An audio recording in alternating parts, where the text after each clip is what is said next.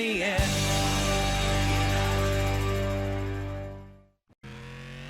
Welcome to Hazzard County. Y'all notice they do things different here. There have been many games based on the classic TV series The Dukes of Hazzard. With plenty of crazy car chases, you think a game based on them good old Duke boys would be fun. While the original ColecoVision and ZX Spectrum versions were good, many later Duke games, such as those on the PS1, weren't well received. By the time the 6th gen had come along, you would think a Dukes of Hazzard game would be the best out of all of them. Sadly, this is not the case for today's game. The Dukes of Hazzard: Return of the General Lee. Developed by Ratbag Games and co-published by WB Interactive and Ubisoft, this game was released on the PS2 and Xbox on September 28, 2004 for North America and October 15, 2004 for Europe. There isn't much about its development history out there, except for the fact that this was a break in the norm for Ratbag, who made mostly driving simulation games. Sadly, this break did not pay off for them. Let's find out why. The story is certainly one that would fit well in the Dukes of Hazzard universe. Bo and Luke Duke are asked by Sally Joe to help pay off the debt to Hazzard County's orphanage in order to keep it from shutting down. They try to win the money in the circuit race, but due to, quote, decaf insurance with two sugars, unquote, aka Roscoe P. Coltrane spiking the tank of the General Lee when the boys weren't looking, they lose the race and are forced to work under the employ of Boss Hogg to get the money.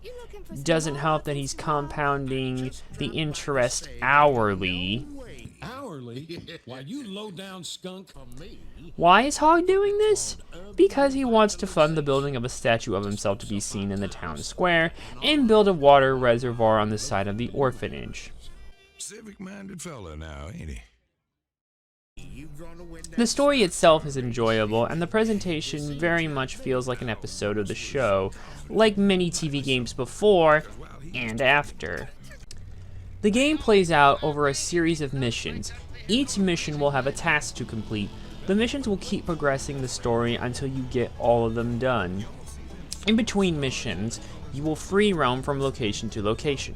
During the free roam, you can freely drive around Hazzard County and even go off jumps.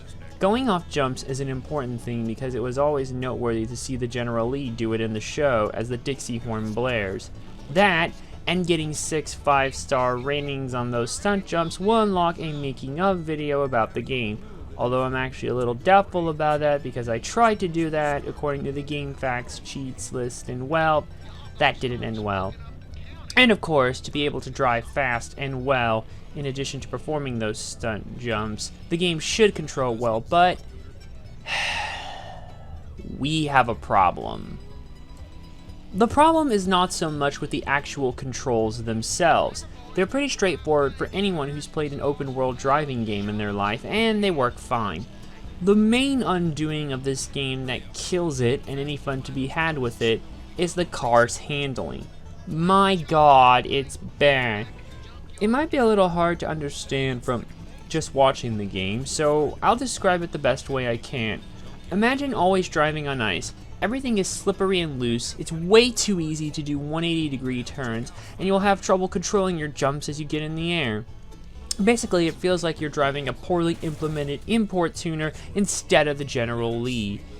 Now, while the sliding may be excused for the portions where you drive on the dirt road backways of Hazzard County, and there's quite a decent amount of that, believe me, that does not excuse it from working like this when driving on pavement. It's not so much of a problem early on with the easier missions, but as the later missions ramp up in difficulty, it becomes apparent why the handling needed to be better fine-tuned, especially for the last few missions. Plus, if you're trying to align the General Lee straight properly for doing a jump, one wrong turn and you're pretty much screwed. Yeah, not fun at all. In spite of this, the game's visual presentation is at least decent to look at. Car models look detailed with plenty of polygons, and character models look pretty close to how they would in the show. Even their faces are pretty well expressed, which is a nice touch. On top of that, the environments of it all look great. From the back roads and the boar's nest to the small town portion of it all, it really does feel like you're driving in Hazzard County. And it's probably the best it has ever looked in video game form, up to this point. Even the inside of some buildings, or at least what very little you see of them, look fine.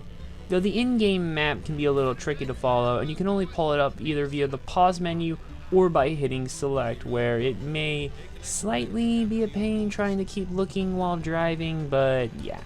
Perhaps a mini-map might have been better in this situation. Sound design for the game is pretty good on the whole. It implements many sounds appropriate for the environment. Car sounds, though, could probably use a little more oomph, given that the main car is a muscle car. Most other sound effects sound in place.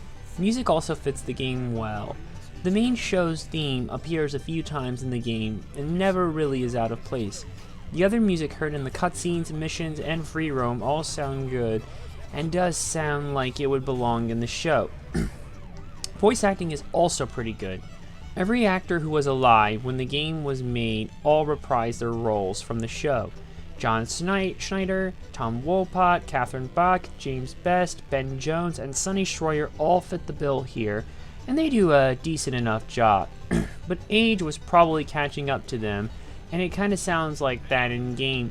Sadly, Sorrel Book, Waylon Jennings, and Denver Pyle died before the game entered production, meaning they were unable to reprise their roles as Boss Hogg, the Balladeer, and Uncle Jesse respectively.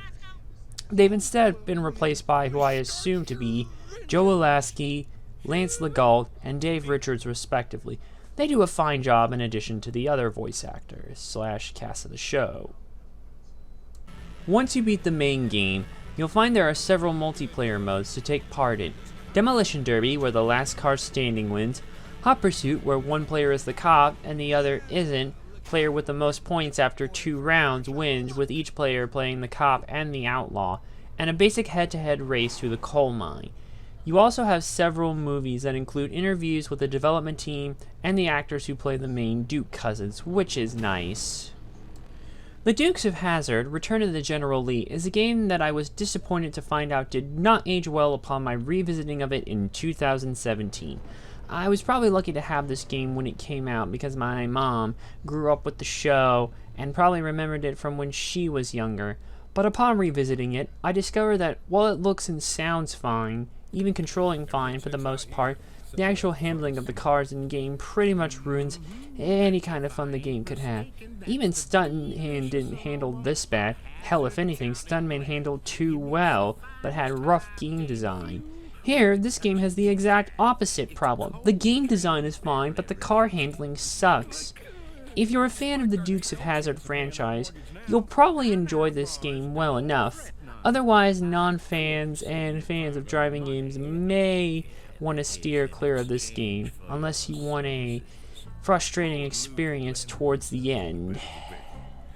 I give the Dukes of Hazzard: Return of the General Lee a 2.5 out of 5. Thanks for watching. If you like what you saw, click the big red button below to subscribe. Check out the other links in the description for more cool stuff, and check out the playlist on screen for more content. See you in the next video.